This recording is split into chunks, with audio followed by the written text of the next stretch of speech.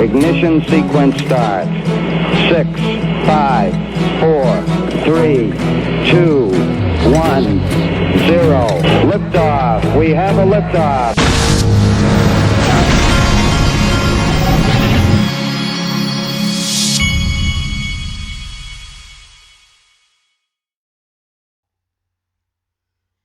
Hey everybody, this is the Digital Asset Investor, and today I'm going to show you something that just jumped out at me.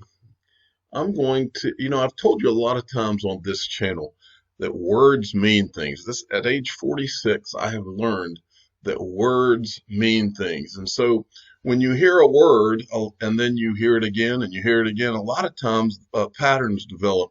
And I think that people use certain words for a variety of reasons. Sometimes they use a word because the people they hang around talk a certain way and they use words.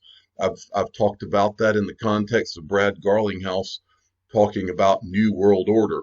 I don't think Brad Garlinghouse at his home uses terms like New World Order, but he uses terms like New World Order now, sometimes in public appearances. I believe you hear words like that when you're around central bankers and those types. Well, today or the last week or so, I've begun to look at, study, since we're having a financial crisis of sorts right now. The market's down 1,300 and something points today. We're in a financial crisis of sorts, and so I believe you should learn from history. I've always believed that digital assets were directly tied to the global financial crisis and were some sort of solution.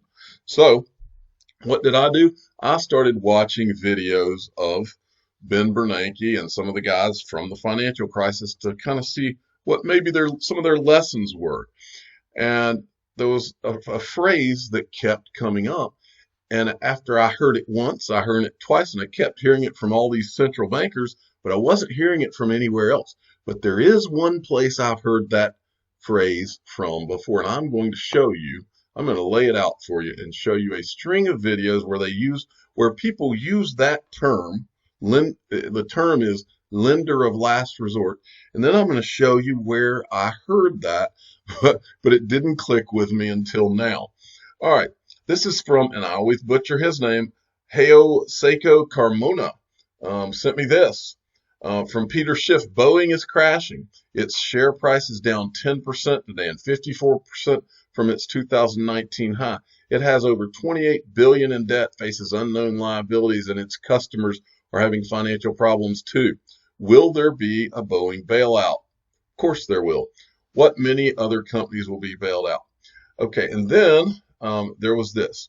Liquidity in focus. All right, let's get to this financial crisis and lender of last resort.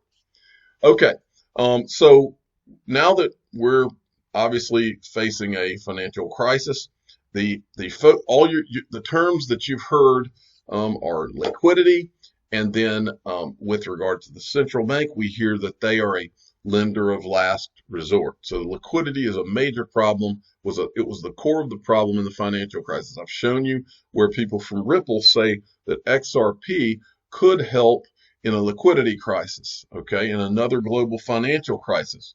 So what I did is this lender of last resort kept sticking in my head, and so I typed it into YouTube first. I want you to look what comes up. What is a lender of last resort? The lender of last resort in each country is its central bank. And then there's this, Ben Bernanke, who was one of the guys that supposedly solved the financial crisis. Liquidity and the role of the lender of last resort. Then this is from the Atlanta Fed, the Fed as a lender of last resort. And as you go along, central banks' role as a lender of last resort. You don't see anything in here that doesn't refer to central banks as the lender of last resort. Well, all of the context is as central bankers and leaders of these type of institutions being lenders of last resort. That is the only place I'd ever really heard that term. And obviously, it's the only place where it's really talked about is people referencing, like here, number 59, functions of a central bank. And then it talks about how they're lender of last resort. So that's all you hear, that phraseology in terms of, so I decided I would take to YouTube and to Twitter and play you some clips where people talk about lender of last resort. This is from Goldman Sachs feed, and I think this guy must have written a book or something, and he's talking about this guy who may have been a central banker in the past, but here he says lender of last resort. Listen up. Or the hunch that tomorrow is going to be much like today and the public will not come running. So the tension was basically resolved by the banks holding as little cash, as gold was then called, little cash as possible, depending on the Bank of England to furnish that as a lender of last resort. And Bagehot's. So in that example, the Bank of England, which is England's federal version of the Federal Reserve, is the lender of last resort. And then I found another here. Here's a guy from the IMF. What the IMF does is we're the lender of last resort for the membership. All right, they're the lender of last resort for their membership of countries all around the world. And then I found this. This is some organization, the ESM is the crisis resolution mechanism for the Euro area countries. So again, this central authority, listen to what they say. The ESM was created to be the lender of last resort for sovereigns during the crisis. Okay, so they created that to be a lender of last resort. So, but notice the pattern here.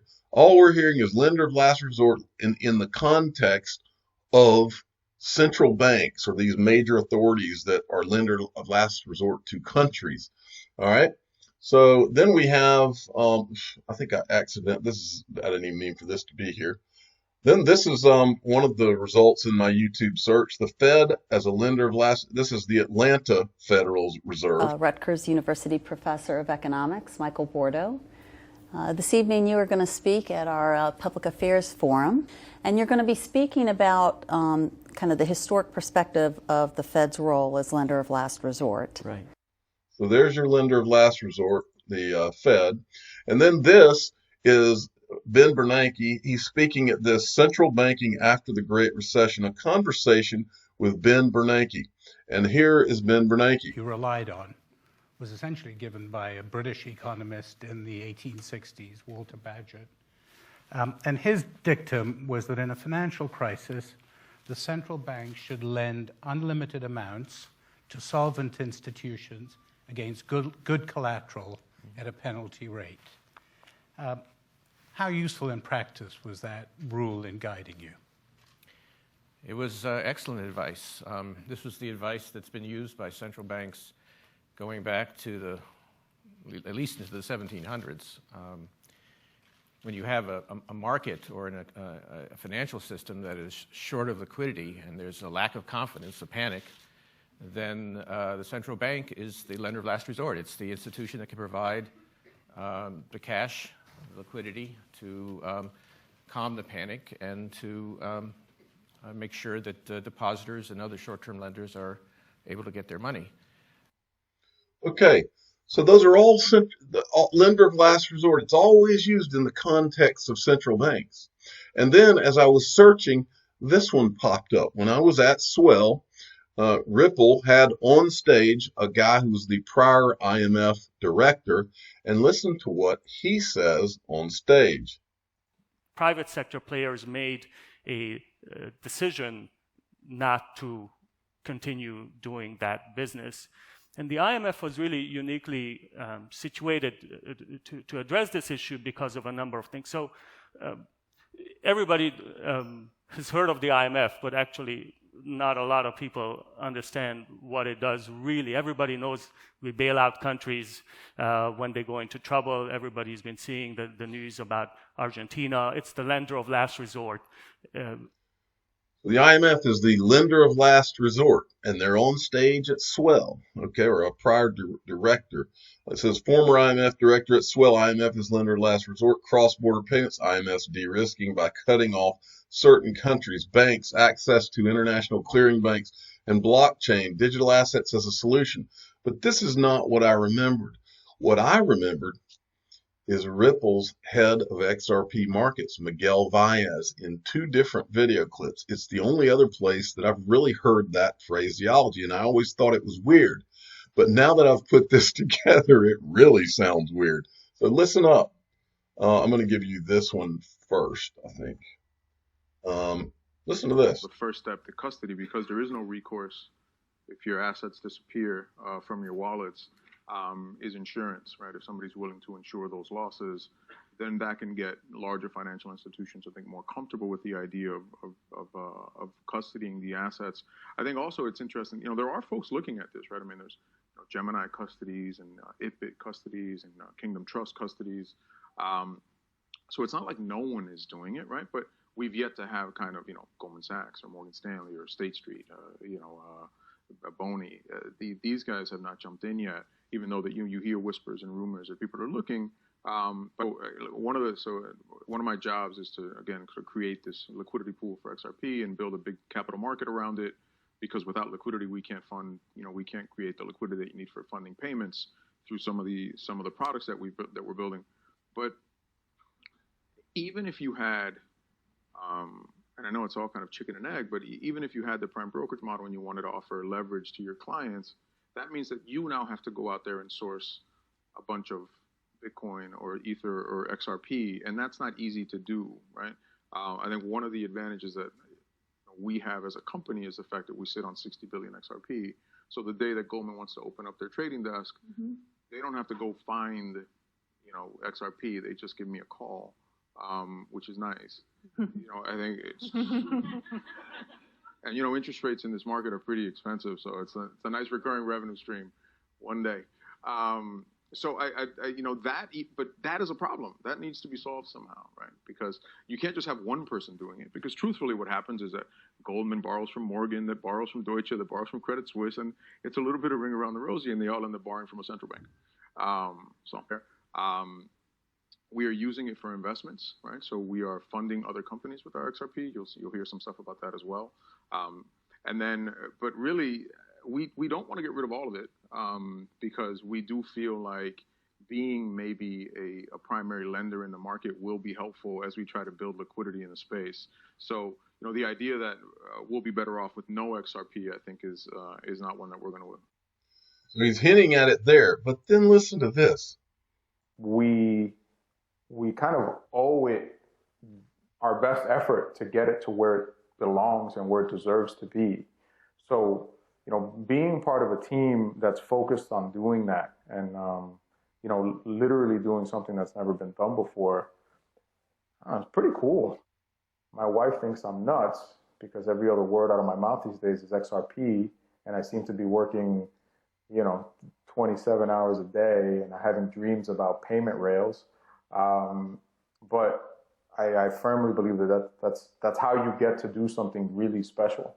And the company is, it's amazing what it's been able to achieve, incredibly solid. Our leadership is amazing. And I think we're on a path that hopefully we'll all look back someday and be like, wow, I can't believe I was a part of that. So yeah, I'm obviously pretty stoked. Like, how do you intend to distribute the rest of the XRP then? Yeah, no, that's a good question, Mahir. And I don't necessarily know that we'll ever distribute all of it. In my mind's eye, there's a possibility where, we end up more of a lending kind of, more of a lender of last resort capacity, maybe. I think that would be a little strange for a software company, and maybe some things would have to change structurally. Maybe we have to have a different organization or something. Who knows, right? Well, there you go. I want to finish this video by showing you something that I thought was hilarious. Peter Voss made me aware of this. This is XRP, the standard productions. Trump admits to nightly routine of XRP YouTube viewing. These days are so stressful. You have no idea, said Trump, just forwarding past the opening sequence of Digital Asset Investor video. Why not ease that stress with my favorite things? Some people watch sports, some people listen to music. I soak up XRP videos. What can I say? And he's got love for crypto on his screen in the bunker. It looks like it's pretty wild. But anyway, this top one is a picture of my show. Like he's in the Oval Office watching my show, and he's drinking his coffee out of his XRP mug. I'm the digital asset investor. I'm not an investment advisor. This is for entertainment purposes only. Please subscribe, hit the like button, and tell your friends and family that words mean things. And lender of last resort is a phrase that means something. Thank you for listening.